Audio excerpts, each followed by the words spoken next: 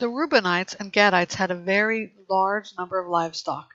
When they surveyed the lands of Jazer and Gilead, they saw that the region was a good one for livestock.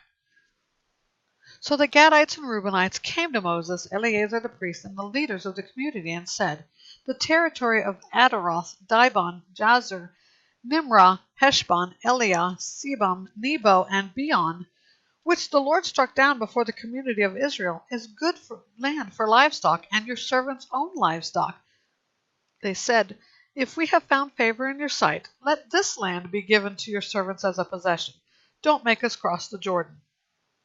But Moses asked the Gadites and Reubenites, "Should your brothers go to war while you stay here?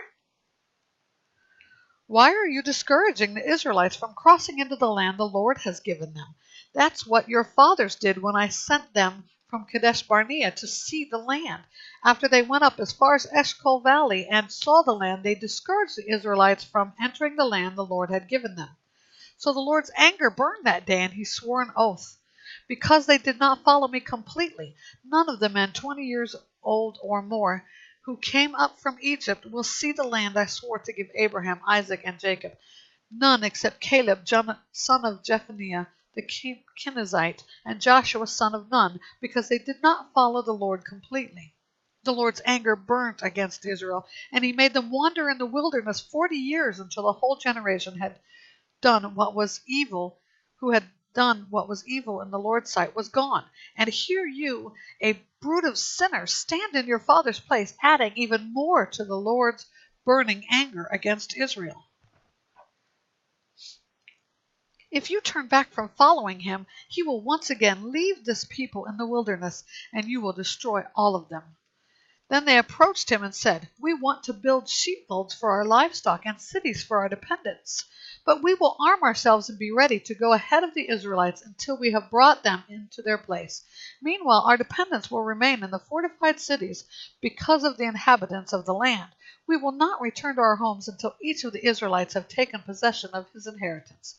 Yet we will not have an inheritance with them because across the Jordan and beyond, because our inheritance will be across the Jordan to the east."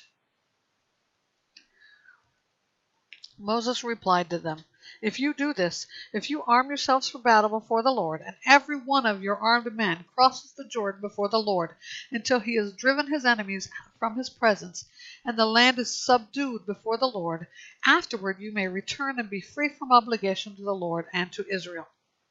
And this land will belong to you as a possession before the Lord. But if you don't do this, you will certainly sin against the Lord. Be sure your sin will catch up with you. Build cities for your dependents and folds for your flocks, but do what you have promised." The Gadites and Reubenites answered Moses, "Your servants will do just as my Lord commands. Our little children, wives, livestock, and all our animals will remain here in the cities of Gilead. But your servants are equipped for war before the Lord and will go across the battle as my Lord orders." So Moses gave orders about them to Eleazar the priest, Joshua son of Nun, and the family leaders of the Israelite tribes. Moses told them, "If the Gadites and Reubenites cross the Jordan with you, every man in battle formation before the Lord, and the land is subdued before you, you are to give them the land of Gilead as a possession. But if they don't go across with you in battle formation, they must accept land in Canaan with you." The Gadites and Reubenites replied, "What the Lord has spoken to your servants is what we will do. We will cross over in battle formation before the Lord into the land of Canaan, but we will keep our hereditary possession across the Jordan."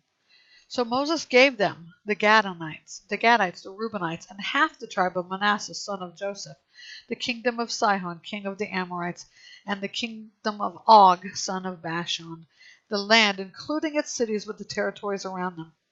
The Gadites rebuilt Dibon, Atroth, Eror, Atroth, Shophan, Jazer, Jogbehah, Beth Nimrah, and Beth Haran as fortified cities and built sheepfolds.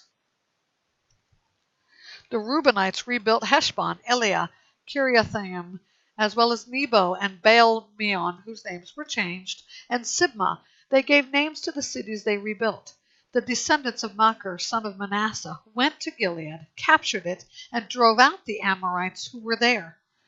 So Moses gave Gilead to the clan of Machir, son of Manasseh, and they settled in it. Jair, a descendant of Manasseh, went and captured their villages, which he renamed Jair's villages.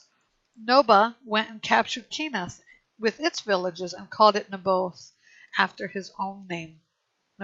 Nobah, after his own name.